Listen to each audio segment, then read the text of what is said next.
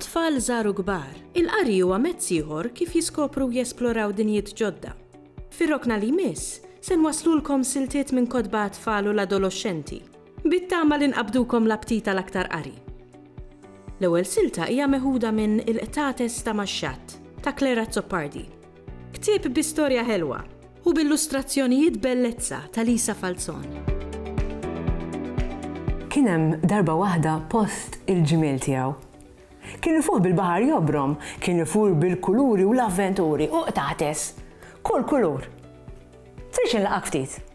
Da swidinu u dan bjadinu, din ġinġrija u dan kannel, din tutina u dan pinsel, din tal-Madonna u din tal-boċċa, dan ħamrani u din ruxxana, da griżinu u din trab taċċana.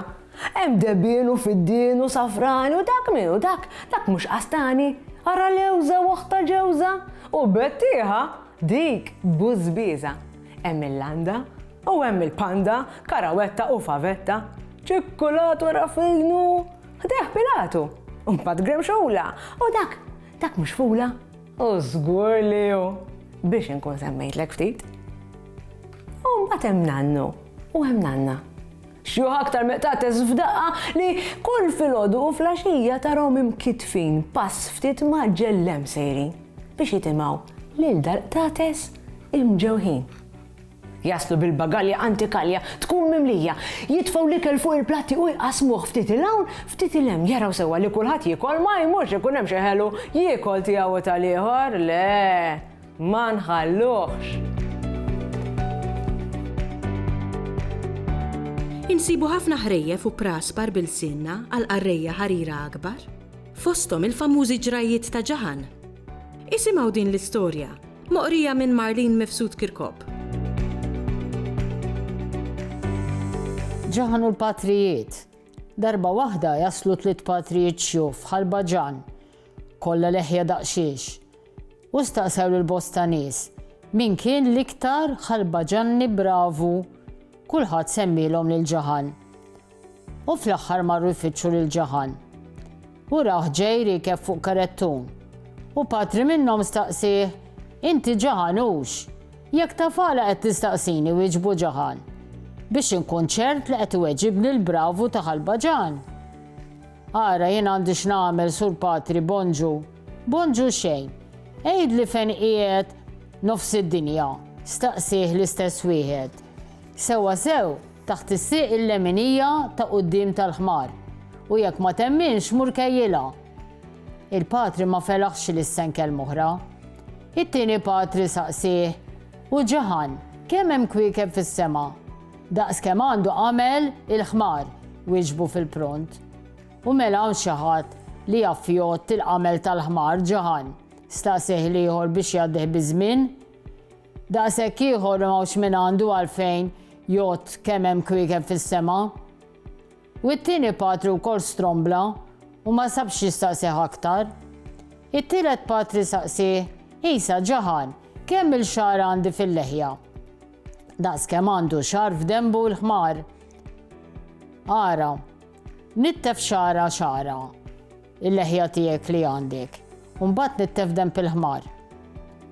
Qiegħed naħa waħda tiegħek, in-naħa l-oħra tal-ħmar u tara min għandu raġun. U t-tielet patri bħatna l-oħra ma sabx jgħidlu u rħewla l-raħal ieħor imbelħin bil-erf tiegħu.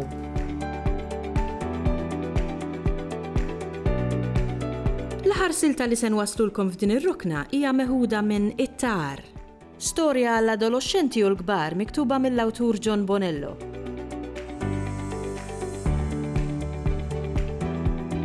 Kien kważi dalam għal kollox meta t-tifel u sħabu l-fittiexa l-oħra fl-aħħar waslu lura fil-post fejn kienu jgħixu. Binja enormi fuq il-quċċata tolja imdawra bil-fdalijiet ta' raħal imdaqqas. Raħal imkeffen fi skiet. 3 bibien enormi f'dik li kien fadal minn faċċata majestuża kienu jipproteġu dik il-binja li xi darba kienet issebbaħ iċ-ċentru tar-raħal. Ħafna snin qabel, It-Tar preżenti u ftit anqas minn 400 ruħ sabu Ken f'dak il-post u għamluh darhom. Qabel dak iż-żmien, taħt it-tmexxija ta' tarijiet oħra, in-nies fih dan ix-xirka kollha ta' Tartaris kienu jgħixu qishom nomadi, iħufu minn żona l-oħra mingħajr qatt ma jieqfu mkien għal tul ta' żmien. Kienu jdumu biss iż-żmien li kien hemm bżonn biex ifittxu l-ikel f'żona partikolari, imbagħad jimxu għalli jmiss. Kienu jgħixu fil-biża' tal-baruni u l-ġgajta feroċi tiegħu. Għalhekk kienu jiċċaqalqu minn post tal-ieħor bla waqfien biex l-dewwa tagħhom ma jirnexxilhomx jiskopru fejn qegħdin. Iżda meta sar li nħatar tar, l-ewwel ħaġa li jagħmel kien li ħal in-nies tiegħu lejn dak ir-raħal, il-post fejn kien twilet u trabba hu stess. Kien jaf li nħawwi sew u kien jaf li la darba jnatfu l-maqdes ta' fuq l-għolja u l-madwar seta' jkollhom fortizza li teżaħħom kollha.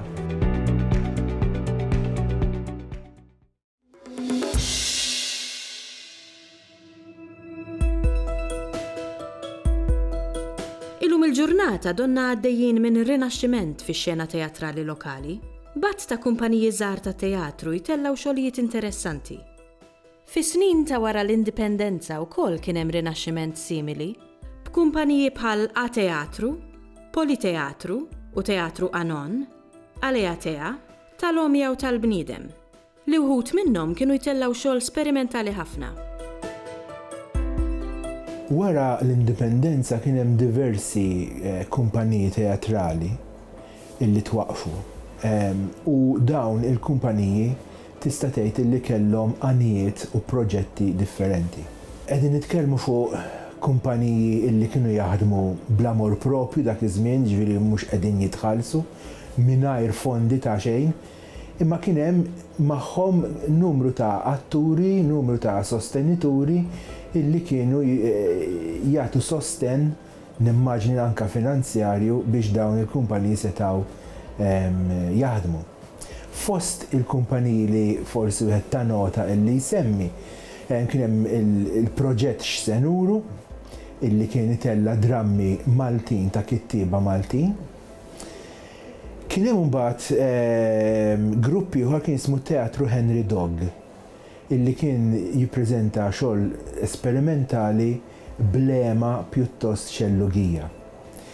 Ma' żmien mbagħad twaqqaf grupp ieħor li kien jismu il-Teatru tal-Bniedem. Teatru tal-Bniedem kien grupp immexxi minn John Shantz illi kien jimxi b'sistema kienet tissejjaħ it-teatru tal-ġisem, it-teatru fiżiku, illi kien jagħti importanza kbira ix-xogħol li jsir fuq il-ġisem tal-attur. Ispirat ħafna mit-teatru fqir ta' Grotowski fil-Polonja.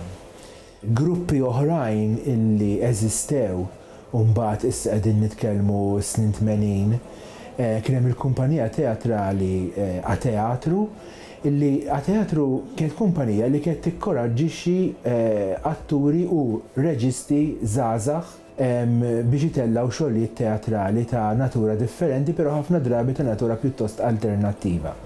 Kien hemm mbagħad it-Teatru tal-Omja illi kont involut fih jiena, kien hemm l-Aleatea, kien hemm gruppi oħrajn, l-Anon pereżempju, illi b'xi mod jew ieħor dejjem kienu jaħdmu mill-periferija. Ma daw ovvjament kien hemm il-kumpaniji l-oħrajn stabbiliti aktar li kien jaħdmu fiċ-ċentru tax-xena teatrali. Ħafna minn dawn il-kumpaniji, mhux ħafna kollha kemm huma, kienu iffurmati minn gruppi ta' żgħażagħ. U allura iż-żożija minnha nfisha diġà qed tik ċerta enerġija li tagħmel xi ħaġa li tkun attiv u li tkun anke ħafna drabi alternattiv, mhux sempliċiment attiv. L-ideat tagħhom, il-filosofija tagħhom kienet differenti u allura dan se jfisser illi anke t-tip ta' xogħol li jtellaw kien se jkun differenti.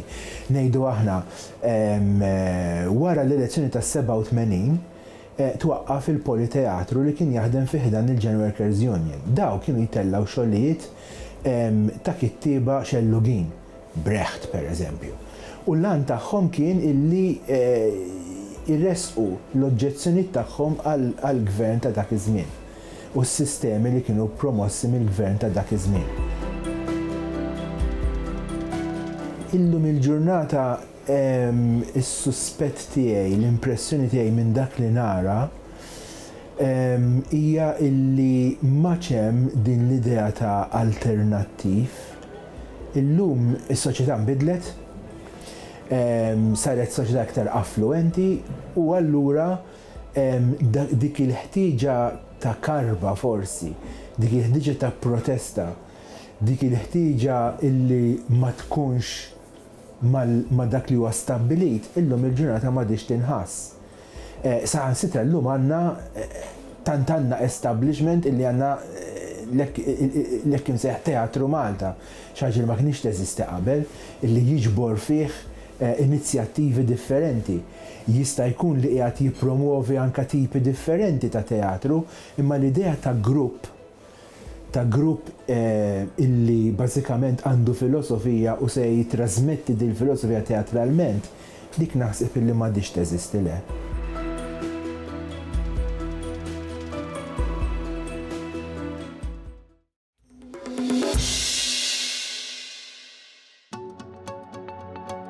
Wieħed mill-kittiba Għawċin li ħadmu l-aktar bris il-sinna huwa l-Baruni Kelinu Vella Haber li fost l-oħrajn jibqa' mfakkar għat-twaqqif tal-Moviment tal-Malti. It-tim tal-sinna ltaqa' mal-kittib Paul P. Borge li rriċerka u kiteb il-biografija ta' Vella Haber. Kelinu Vella Haber twilet fis-sena 1913 fl-1 ta' Ottubru u miet fil-22 ta' Deċembru tal-2014. Bħala kodba kien jikteb ħafna ktejjeb għas-sajjieda, l-briewa u s-sajjieda. Leġendi ta' Għawdi speċjalment marbutin l-aktar mal-qala man-nadur. U kiteb ukoll aktar tard f'ħajtu, kiteb ukoll kien jeditja il-gazzetta il-folju tad-Dipartiment tal-Agrikoltura, l-agrikoltura, il-briewa, il-bidwi, s-sajjied u l-kumplament. Però kiteb ħafna poeżiji wkoll, kiteb ħafna poeżiji li mhumiex xandrin l-emmulaw, kiteb fil-gazzetti, kien kittib prolifiku fil-gazzetti biex dejjem jikteb biex jgħin lil-batut, biex jgħin lil-dak li mhux kapaċi jikteb dak iż-żmien. Allura kien dejjem jinqalgħu jidħol biex kemm jista' jkun jgħin il-ħadd ieħor. Il-Moviment tal-Malti beda l-ewwel nett bis-saħħa ta' Brother Emery, kien tas-soċjetà tal-Frers, soċjetà ta' De La Salle, u kiteb u għal jeħtieġ li jkun hawn moviment favur lil-sin Malti.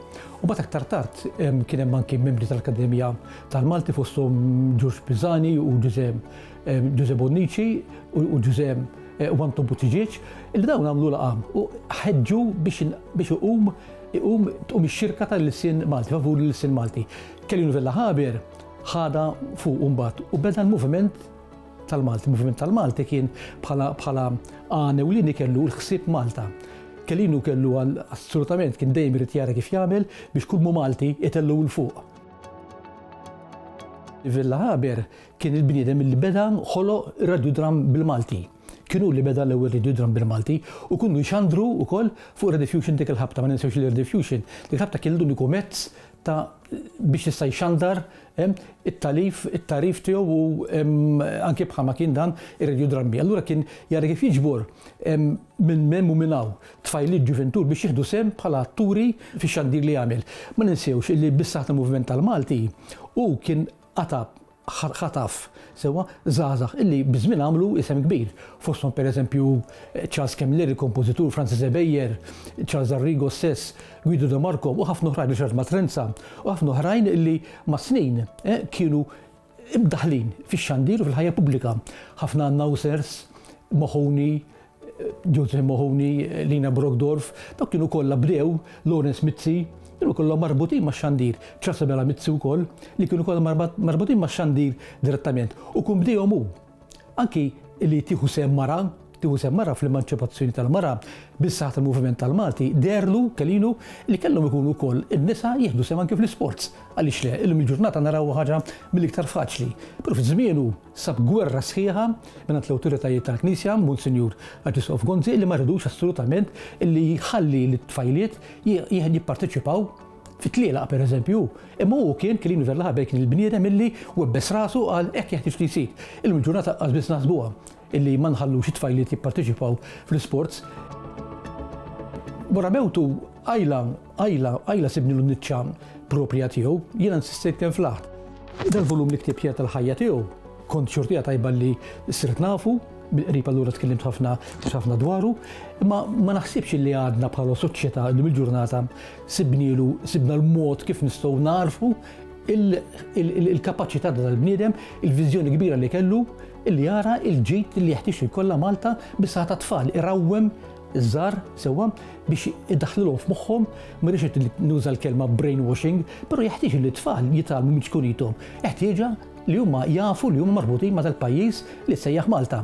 L-identità għalih kienet xi ħaġa importantissima, mhux il-sin biss, mhux il-lingwa biss, il-Malti biss, u kien jgħallem il-Malti wkoll, però kien jgħallem kull qasam, jipprova jsib f'kull qasam fejn jista' jolli l-ġieħ ta' Malta f'kull possibilità li kellu.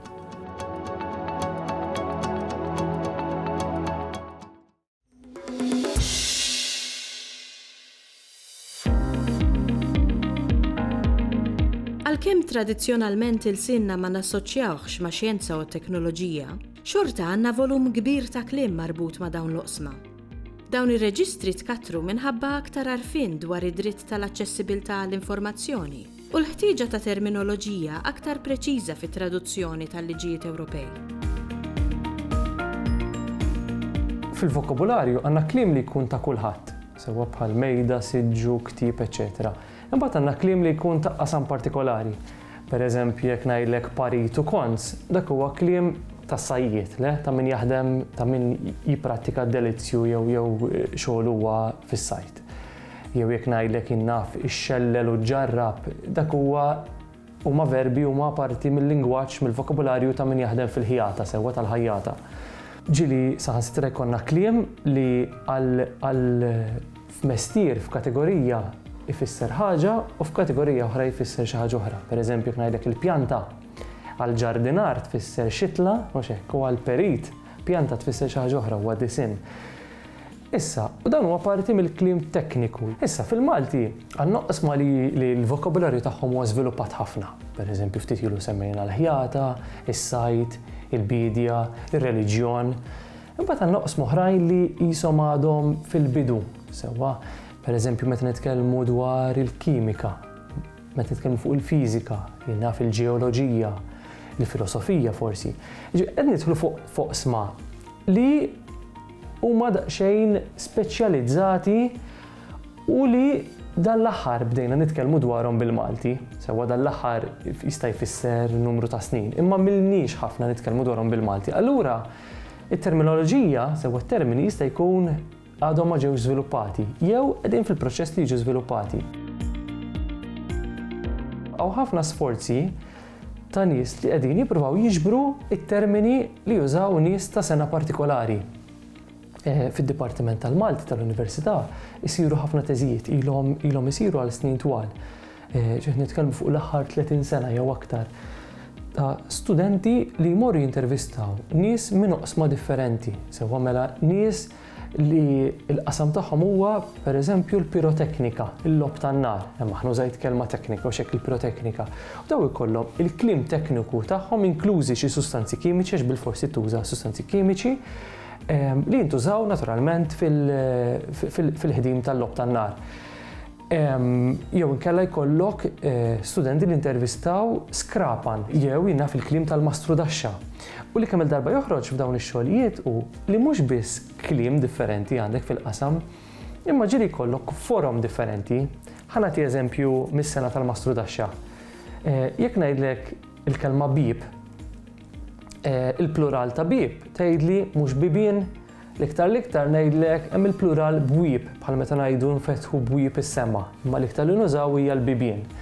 Imma ħafna mastrudaxxi meta jkollhom jinnaf xi armarju b'ħafna dak li jkun ngħidilhom bibien żgħar u ngħidulhom bibiet. Sewwa jiġu l-plural ta' bieba hemmhekk jużaw bibiet. Jew inkella għal dar, sewwa dar, il-parti tal-ġisem darna, mis-soltu ma nużawx plural, jekk insaqsik x'inhu l-plural ta' dar, tibqa' tħares lejja aktar x'għax ma nużawx.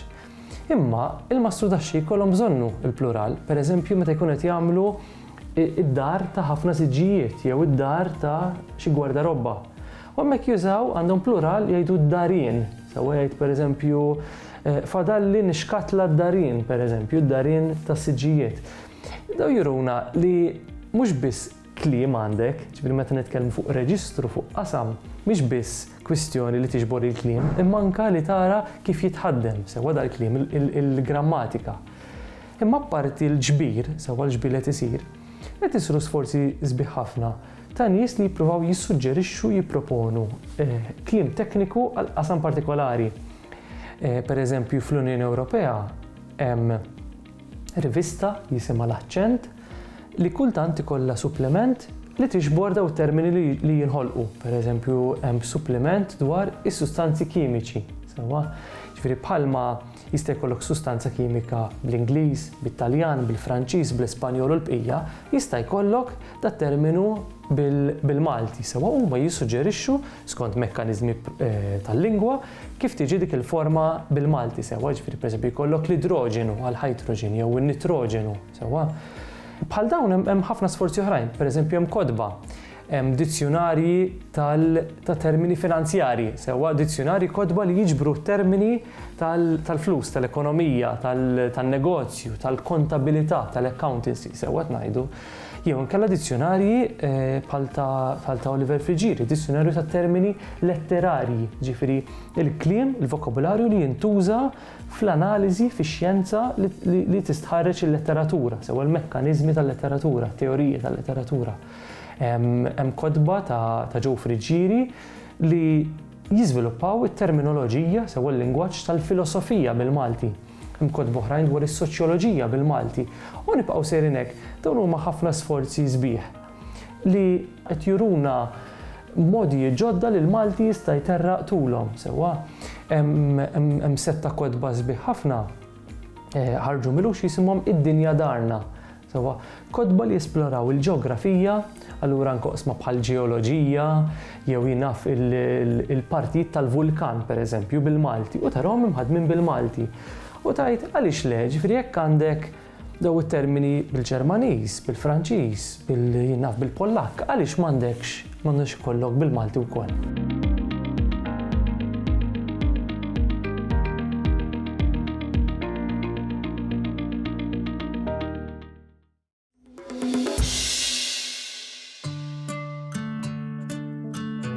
f'ċerti rħula u sa ftit snin ilu kienet eħfef għalina l-Maltin li nidentifikaw lil xi ħadd mill-laqam tiegħu jew ta' familtu, mill-isem propju.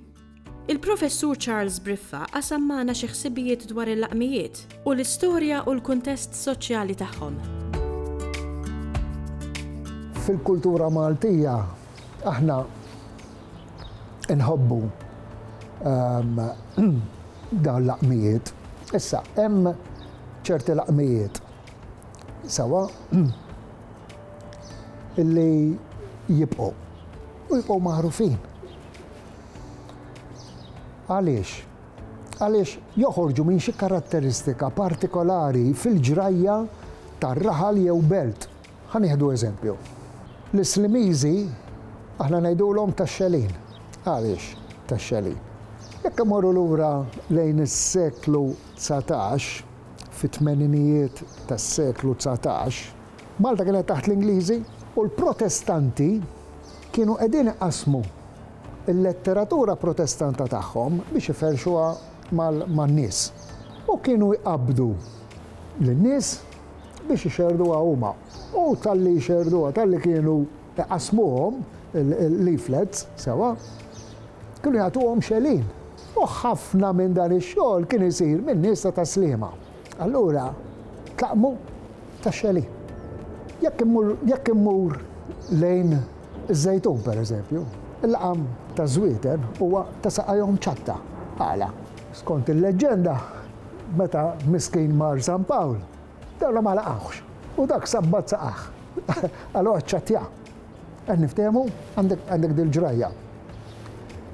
Immorru bil-Kirkara. Fl-modi fi żmien is-seklu 18, il-laqam tal-Karkariżi kien tal-fuħħarin. Għaliex? Għax kienu jagħmlu l-fuħħar.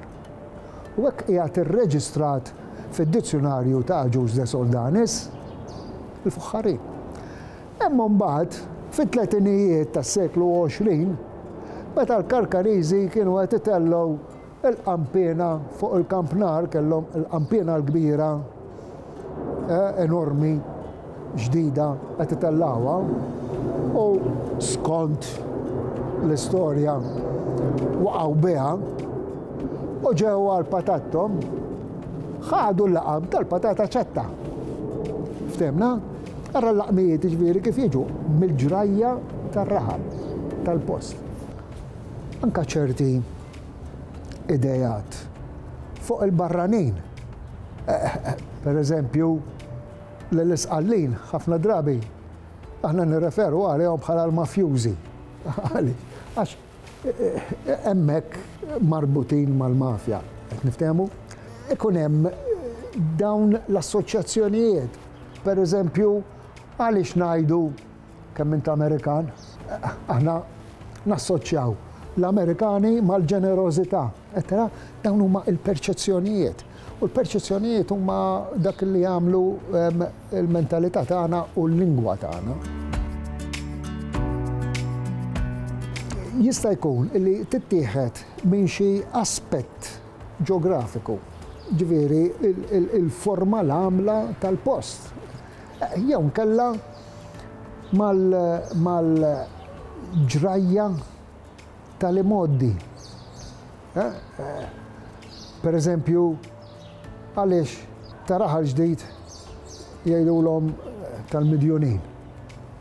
Għaliex fi żmien il-kavallieri biex ikabru il-post li kien ġdid, raħal ġdid, bdew hemmhekk jinkoraġġixxu li min kien ikollu id-dejn imur joqgħod hemmhekk u forsi kien jerbaħ xi ftit vantaġġi. Qed niftehmu? Jiġifieri għandek jew il-post jew il-ġrajja li jagħtu l-karatteristika lir-raħal.